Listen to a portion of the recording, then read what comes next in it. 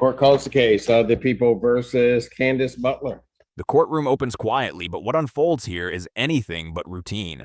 This is the case of Candace Butler, a defendant stepping into a legal situation that already signals complexity from the very first moments. A late plea agreement, multiple charges, and immediate procedural friction. All indicators that this isn't going to be a smooth ride. What makes this even more intense is the nature of the charges themselves. Domestic violence, resisting, and obstructing, each carrying serious legal weight, both in sentencing and long-term consequences. Now, pay close attention to how quickly things begin to stack up. A no-contest plea might sound like a technical move, but in reality, it's a strategic decision with major implications. It means the defendant is not admitting guilt outright, but also not fighting the charges. And in a courtroom like this, that distinction can completely shape what happens next. But here's where it gets interesting. Communication issues, interruptions, and procedural confusion start creeping in almost immediately. That kind of instability, it can shift the entire tone of a hearing. So the real question is, are we looking at a straightforward plea or the beginning of something far more unpredictable? Alexander, on behalf of the people. Ready again, Judge. Torshell Feaster, Assistant Public Defender, on behalf of Miss Candace Butler. Miss Butler, please state your name for the record. Candace Sierra Butler. Thank you, Judge. I met with Miss Butler earlier this week and again this morning. We reached a late plea agreement for a no contest plea to a misdemeanor that may have met your file. It may not have. If it did not, I request an adjournment. Well, I have the plea form. Is this the other report you sent over because you didn't think we had enough paper? Yes, Judge. Oh, okay. Well, we already had it. I reviewed it, but okay. All right. Okay. I just wanted to double check. Okay. So I have a plea agreement that indicates that the defendant will be, well, okay, I see it. It's down at the bottom. We'll be pleading no contest to counts, the stated count 2, count 3, as well as an added count 4 of attempted resisting and obstructing the 1-year offense. Upon our successful plea to those charges, count 1 would be dismissed. That is the court's full understanding of the agreement. Yes, Judge. I believe she's also going to plead guilty to the bond violations also, Your Honor. Okay, she's also pleading to the bond violation. Yes, Judge. Let me make a note of that. I don't, hang on one moment. I don't have an ROI, or do I? I don't have one here, but I can. That's okay. Yeah, go if you could, I'd appreciate it. All right. Ma'am, can you raise your right hand? Right here, the courtroom transitions from procedural setup into something far more serious, the formal entry into sworn testimony. This moment may seem routine, but it's actually one of the most critical legal thresholds in any case. Once the oath is administered, everything the defendant says carries legal weight, and any inconsistency moving forward can have consequences. Notice how the judge maintains control despite the earlier confusion. That's intentional. Courtrooms rely heavily on structure, and even small disruptions, like technical issues or hesitation, can create ripple effects. And here, those cracks are already starting to show. The defendant is being brought into a position where clarity is essential, yet communication is already unstable. Now think about this. If a defendant is struggling to even hear or respond clearly, how confident can the court be that every right is being fully understood? That's not just a technical issue, it's a legal vulnerability. And in cases involving multiple charges, especially domestic violence and resisting arrest, that clarity becomes even more critical. This is the kind of moment where cases quietly shift direction, not through dramatic outbursts, but through subtle procedural tension. Do you solemnly swear or affirm testimony you're about to give will be the truth, the whole truth, and nothing but the truth, so help you God? Yes, sir. All right. Did you freeze on me? Ms. Butler, can you hear me? You're breaking up a little bit. Yeah. Okay. Let's see if we can do this. If you don't hear something I say, then let me know, okay? Okay. All right. It's court's understanding you're going to plead no contest to 3 misdemeanor charges. Count 2 and count 3 Both are domestic violence. They're punishable by up to 93 days, $500 fine plus court costs. You understand that, ma'am? Yes. Also, the added count 4 of attempted resisting and obstructing, that's a misdemeanor punishable by up to 1 year incarceration and or a $1,000 fine plus court costs. You understand that? Yes, sir. Do you understand what a no contest plea is? More or less. Okay, I have to make sure you understand what it is. Let me start with this. First of all, a no contest plea means that you're not further desirous or wanting to contest these charges. You understand that? Yes. All right. Second thing you need to understand is that, well, first of all, I will be reading the police report and have reviewed it to form the factual basis. You won't be saying anything about that. You understand that?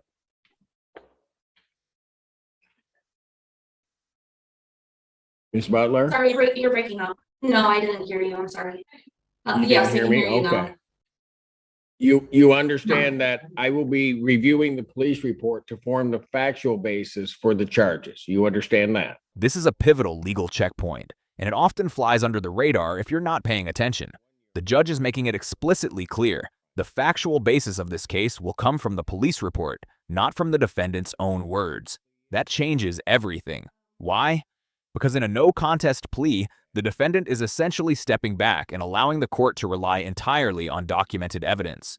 That means whatever is written in that report, every allegation, every detail, becomes the foundation for sentencing. There's no rebuttal, no clarification, no personal narrative to counter it. And here's where the tension builds.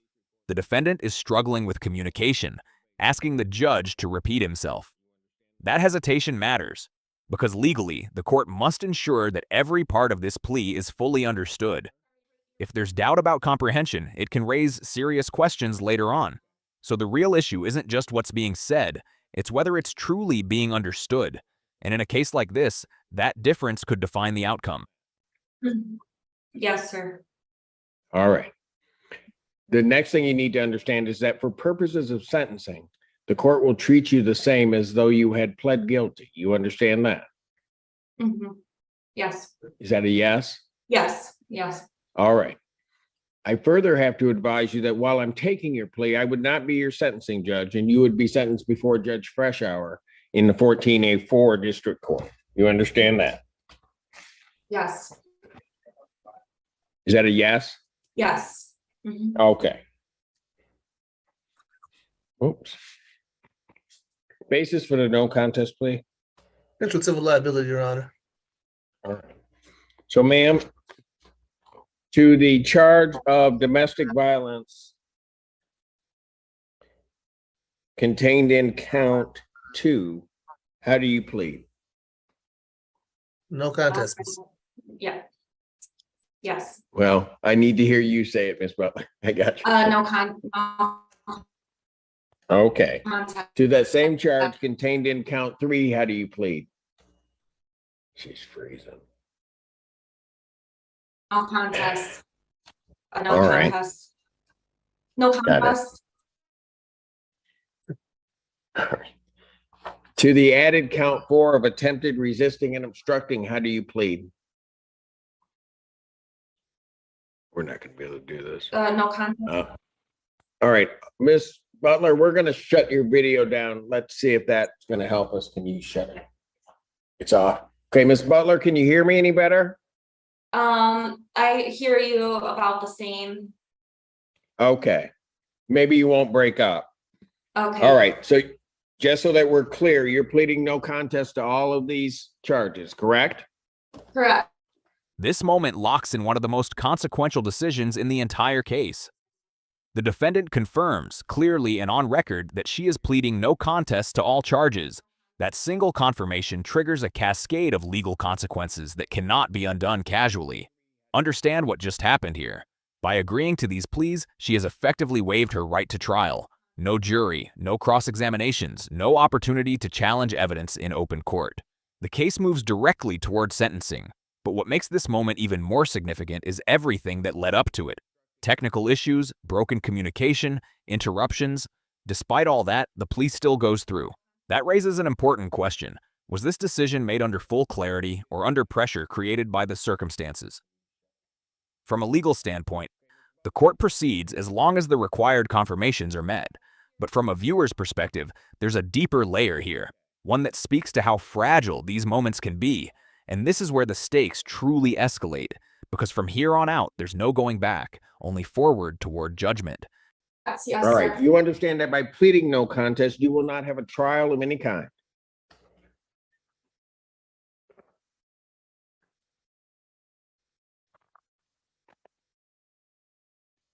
Right, we're gonna have. Yes, sir. Yeah, okay, Miss Hello? Butler, are they gonna move her? Yeah. Okay. Miss Butler, I'm gonna stop right Yes. here. Hello. We'll get back to you. They're gonna move you to a different area, okay? All right, thank you. It's breaking up. Okay, come on, baby. Okay, All right, court will pass Thank this you. matter briefly. Thank you, Judge. Court calls the case of the people versus Gino Hearn. Alex Jablowski on behalf of the people, Your Honor. Your Yeah. Honor, Gina Noveski, First Assistant Public Defender with an on behalf of Mr. Hearn, who is present. Yes. Mr. Hearn, can you state your name, please? Gino Hearn.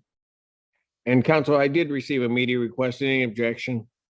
No. No, Your Honor. All right. Okay, what are we doing on this case today?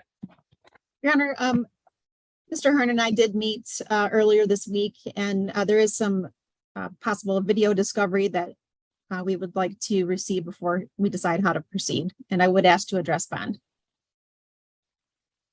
And how much time are you gonna need? You want the 21st or 28th?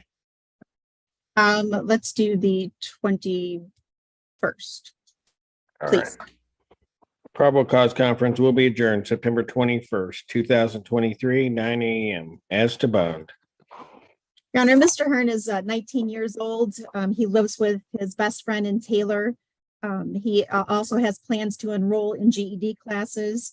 I don't believe he has any prior criminal history. He has a very supportive mother and 2 minor children. Prior to his incarceration, he was working full-time at McDonald's. So he does have employable skills if he's not able to get that job back.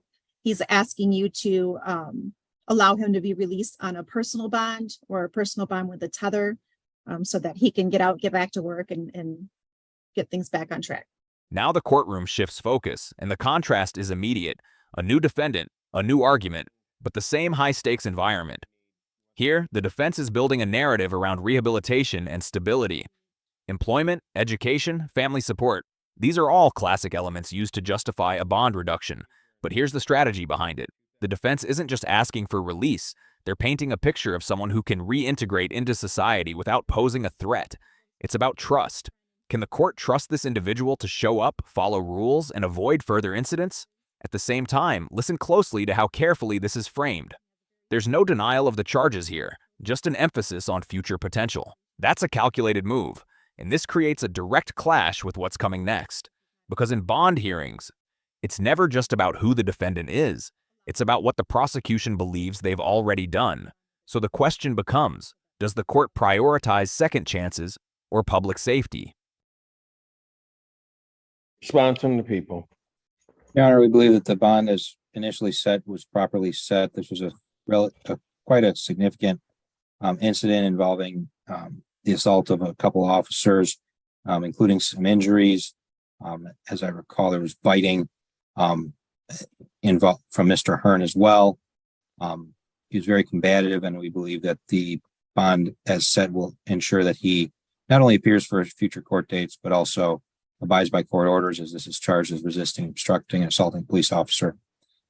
Thank you.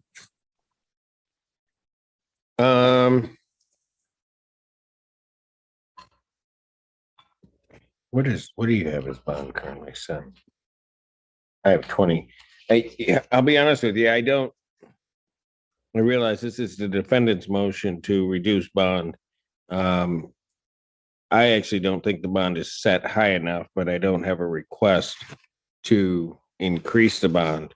I would just say that the information that I have is that he indicated that he would pay to have officers killed and that he would shoot the officers in the head, and that further that upon coming to the jail, I think The prosecutor was kind in what he said, but the reality is that he attacked and bit the corrections officers, had to be maced and then restrained. Given at least those indications, the court does believe that the defendant does pose a significant risk to the community. Motion for bond reduction is denied. Since there wasn't a request to raise the bond, I will just continue the bond. Thank you, Your Honor. Thank you. This is where the courtroom delivers a clear and decisive response, and it's not the one the defense was hoping for. The motion for bond reduction is denied, and the reasoning behind it is critical to understand. The judge isn't just looking at personal background here. He's weighing risk to the community, risk of non-compliance, and risk of escalation. And based on what's been presented, that risk is considered too high. Notice something else. The judge even suggests that the bond might already be lower than it should be. That's a strong signal. It means the court views the situation as potentially more serious than initially set. This is a reminder of how bond decisions work.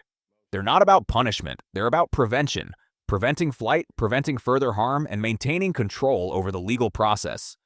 And in this case, the court makes it very clear, release is not justified under the current circumstances. Okay, I'm going to recall the case of People versus Candace Butler. Ms. Butler, can you hear me now? Yes, Your Honor. All right, I think we got you in a better place. You had pled no contest to all of the three charges, the two domestic violence charges and the attempted resisting and obstructing. Is that correct? Correct. All right. Now, you understand that by pleading no contest, you will not have a trial of any kind. Yes. Because of that, you're giving up certain rights. You're giving up your right to call witnesses to speak for you at trial or to have this court compel their attendance. You're giving up your right to see, hear, and question all witnesses against you at trial. You're also giving up your right to be a witness for yourself or to remain silent, not have that silence used against you. And you're giving up your right to be presumed innocent until proven guilty beyond a reasonable doubt. You understand that? Yes. You understand you're giving up your right to appeal of right. Yes. Are you on probation or parole? No, sir. Has anybody promised you anything other than what's been stated here today on the record to get you to plead no contest? No. Anybody threaten you or coerce you? No, sir. You're doing this voluntarily and of your own free will? Yes. All right. Court has been provided, there's numerous copies, but a copy of Northfield Township Police Department report for their case number 234347. Any objection to the court reviewing that report? Either one. No, Your Honor. No, Judge, read anyone you like. Based upon a review of that report, the court does find that there is a sufficient factual basis in which the court could determine the defendant's guilt of these offenses. Counsel, have I complied with the court? Yes, Your Honor. You have, Judge. All right. Court will accept the defendant's no contest pleas to counts 2, 3, and 4. Count 1 is dismissed. Pre-sentence investigation and report is ordered at 14A4 probation. Sentencing will be set for September. This is a turning point for Candace Butler's case. The court officially accepts the no contest plea, and with that, the case moves out of the trial phase and into sentencing preparation. What does that mean? A pre-sentence investigation is now ordered, a deep dive into the defendant's background, behavior, and circumstances. This report will heavily influence the final sentencing decision. It's not just about the charges anymore, it's about who the defendant is beyond them. Also notice the strategic dismissal of count 1. That's part of the plea agreement, and it reflects negotiation behind the scenes. The defendant avoids one charge, but still faces multiple others with significant penalties. This is how plea deals work: trade-offs, reduced exposure on one side, but acceptance of consequences on the other. Now the focus shifts entirely to what kind of sentence the court believes is appropriate, and that's where things can still take unexpected turns. There is a bond request, Judge, just so you know. Pardon? There will be a bond request, just so you know. If you- Okay, go if you- ahead. Oh, okay, thank you. I just wanted to hear it before you set the date or not. I did talk to Ms. Kirby about this case. Obviously, her main concern is about the substances and the substance use in this matter. And my understanding is Ms. Butler has no objection to wearing a scram. That is what I believe Ms. Kirby is requesting. If the court does release her, that it be on a scram tether. Ms. Butler does have housing. I believe she has a job. She's taking responsibility for this case and for the bond violations. So I don't believe there's an objection to her release on the scram tether, Your Honor. And that's correct, Your Honor. We would just ask for the scram tether. All right. Well, I found it finally. I think. That's all right. Sorry, my bad. All right. What is their current bond?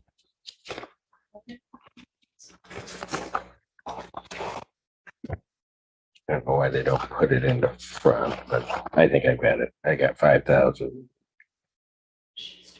Well, I had 5,000 personal, but then their bond was denied. Correct. Okay, what I will do is I will release it. I'll set her sentencing date for the 14th at what time? 9 a.m. 9 a.m. before Judge Fresh Hour.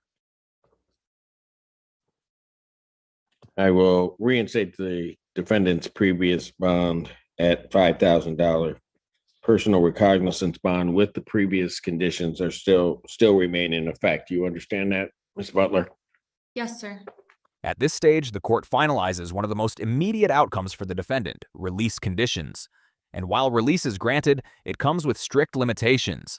A $5,000 personal recognizance bond might sound lenient at first glance, but the added scram tether changes the equation completely. This is continuous alcohol monitoring, meaning the court is actively supervising behavior even outside the courtroom. Why impose this? Because the court sees a potential link between substance use and the underlying charges. It's not just about punishment, it's about control and prevention moving forward. This is a conditional freedom. The defendant is released, but under constant oversight. Any violation here doesn't just risk penalties, it can completely alter the sentencing outcome. So while this may look like a positive moment, it's actually a tightly controlled step forward. Defendant is to be placed on a scram tether prior to her release.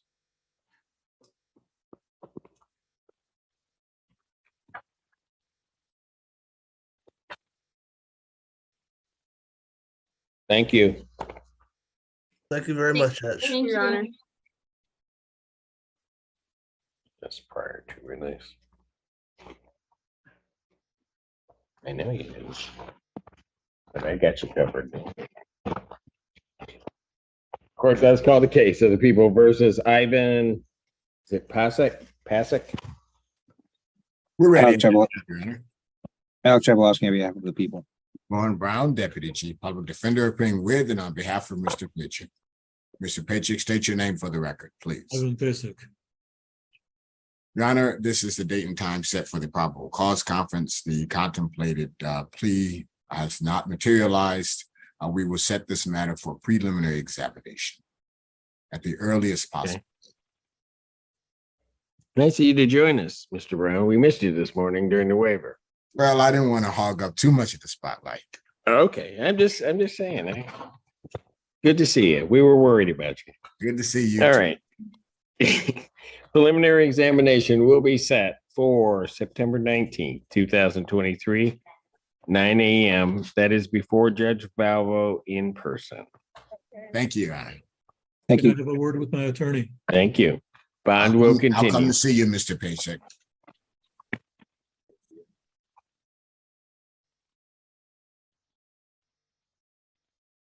Court does call the cases of the people versus Wesley Walton, 2 cases. They're not here. Good morning again, Jonathan Emmons on behalf of the people. This moment highlights something viewers often overlook, the sheer volume and pace of courtroom proceedings. Cases move rapidly, and not every defendant is even present when called. Here, the absence of the defendant forces an adjournment. That might seem minor, but in legal terms, it introduces delays, additional procedures, and sometimes complications in custody arrangements.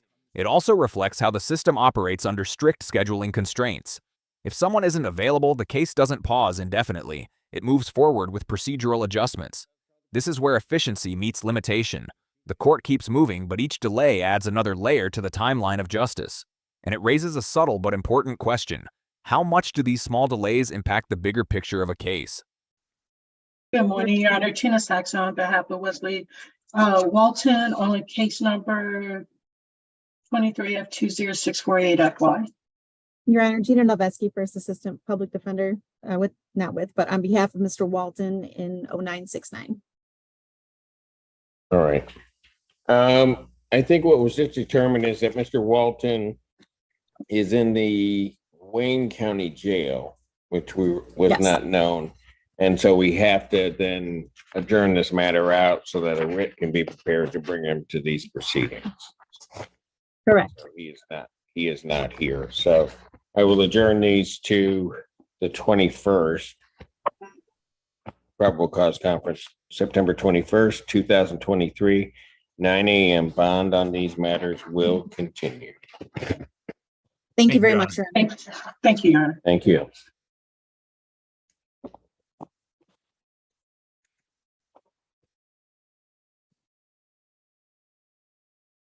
Calls the case, Other People versus Sheldon Underwood.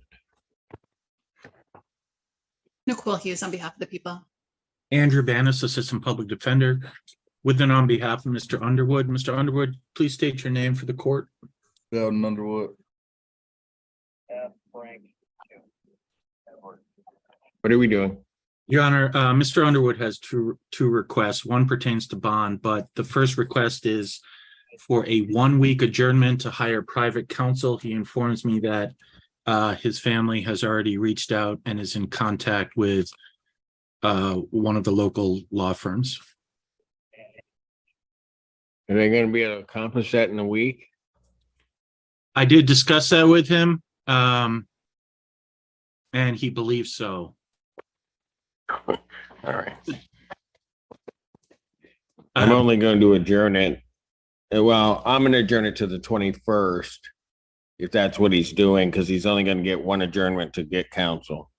So probable cause conference, September 21st, 2023, 9 a.m. Or Zoom invite indicates yes, as to bond. Thank you. This section brings another critical aspect of courtroom strategy into focus: time, specifically the request for adjournment to secure private counsel. From a legal standpoint, this is a calculated move. A defendant seeking private representation often signals a shift in defense strategy. It can mean more resources, a different approach, or even a more aggressive challenge to the prosecution's case. But notice the judge's response: limited patience. Only one adjournment is granted. That's a clear boundary. The court is allowing time, but not endless delays. This balance is essential. The legal system must provide fair opportunity for defense, but it also has to prevent unnecessary stalling. So this moment isn't just about scheduling, it's about control. Who controls the pace of the case? And how much flexibility is allowed before it starts affecting the integrity of the process? Mr. Underwood is currently held on our $200,000 bond on this case, no other cases. He is requesting a reduction to a 10%. That's still quite significant. I understand the charges are serious in terms of the fleeing, and there's also a third count relating to the vehicle. His main concern is to get back to work if that $20,000 bond could even be posted and continue making his child support payments. Response? Your Honor, please let me know when you're convinced and tell me to stop talking, because I could go on for days about this one. First, the defendant does have another, he does have another case. He has a friend of the court bench warrant right now. So in terms of him wanting to continue to pay his child support, he's got a bench warrant for his arrest for failure to support. He right now, the bench warrant has a bond of $536 for past due payments. The defendant's bond is set in the amount of $200,000. I charged this case. I requested $250,000, and I am renewing that request at this time. The defendant took multiple interstate police agencies on a high-speed chase beginning in Toledo, Ohio. He fled from Toledo all the way up to Ann Arbor.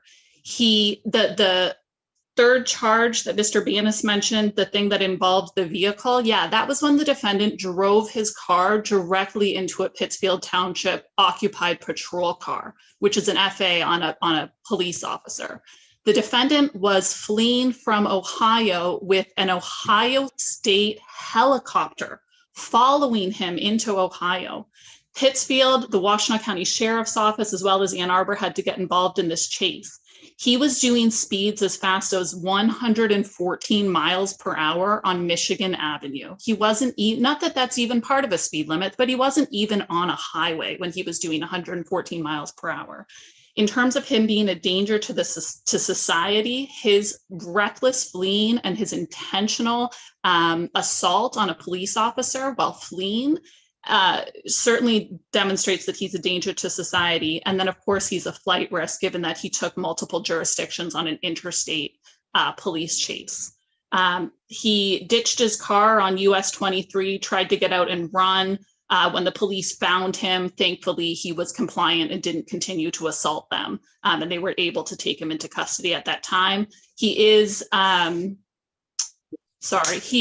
when they searched his vehicle, they did not recover a firearm, but they did recover a magazine that was empty, did not have any ammunition in it.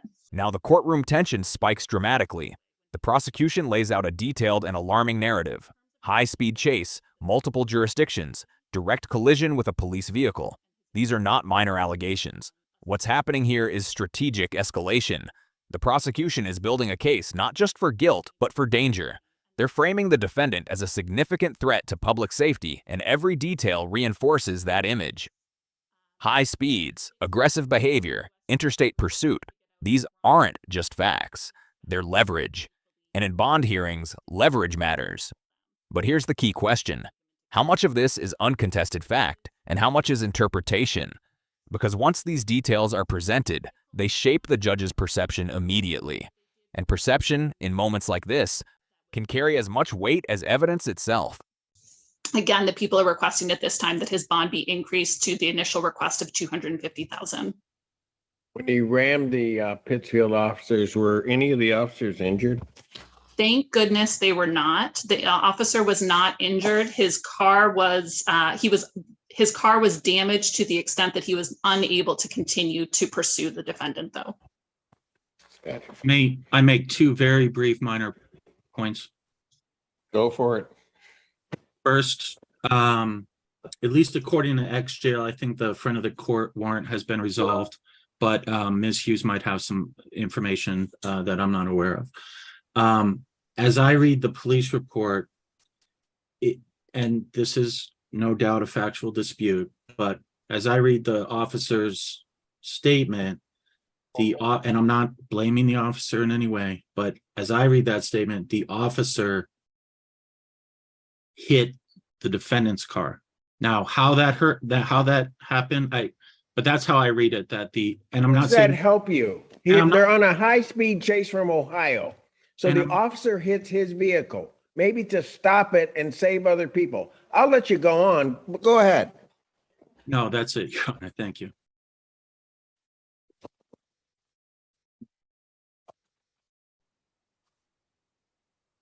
Motion for bond reduction is denied.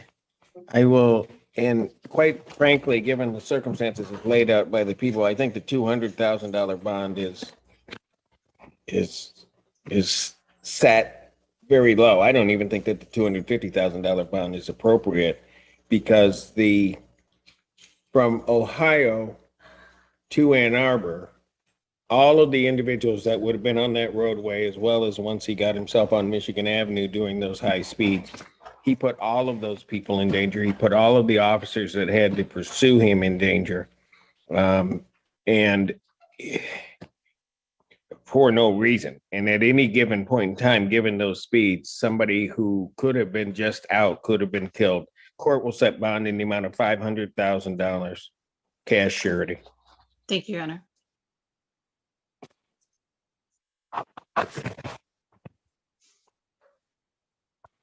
Court calls the case of the People versus Daniel Webster. This case concludes with a decisive and heavy ruling from Judge Simpson.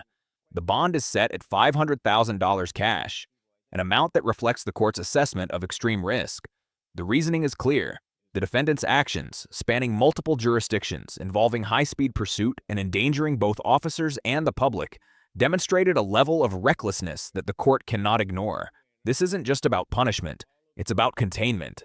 The court is sending a strong message. Behavior that threatens lives at this scale will be met with equally serious legal consequences. Across all the cases we've seen today, one theme stands out: control. Whether through plea agreements, bond decisions, or sentencing preparation, the court is constantly managing risk, behavior, and accountability. Judge Simpson's rulings reflect a system focused on both fairness and protection, and in situations like this, that balance becomes the defining factor. If you found this case as shocking as we did, make sure to hit that like button, share your thoughts in the comments, and don't forget to subscribe for more jaw-dropping courtroom breakdowns.